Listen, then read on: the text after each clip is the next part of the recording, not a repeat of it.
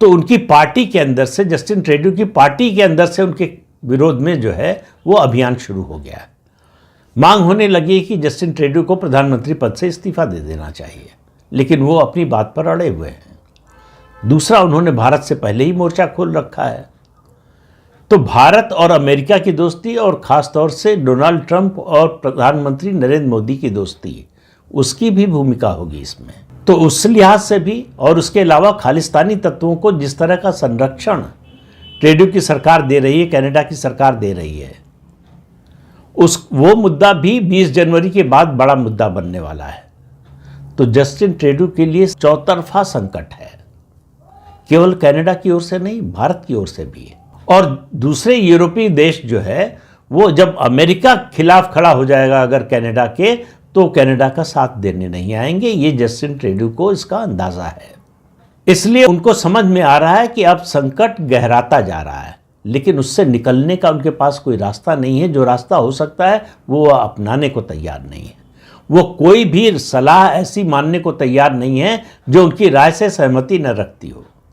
उनकी deputy prime minister का इस्तीफा, ये जस्टिन ट्रूडो के लिए ज़्यादा बड़ा धक्का है डोनाल्ड ट्रंप की धमकी से, क्योंकि इसका असर न केवल अंतर्राष्ट्रीय स्तर पर बल्कि घरेलू स्तर पर भी जस्टिन ट्रूडो उनकी सरकार पर पड़ेगा।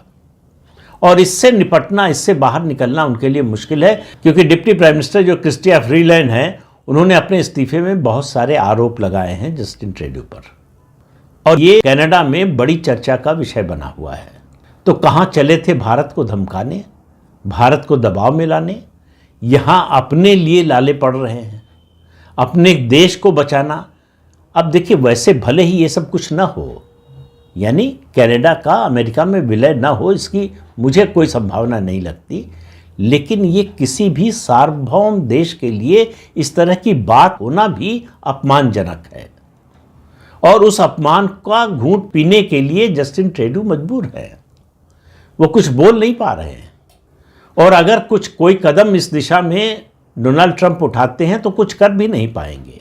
हालांकि वो ऐसा करेंगे नहीं, लेकिन टैरिफ वॉर और घुसपैठ की समस्या, ये दो मुद्दों पर डोनाल्ड ट्रंप कोई कंसेशन देने के बारे में विचार करेंगे, ऐसा कम से कम अभी दिखाई नहीं देता।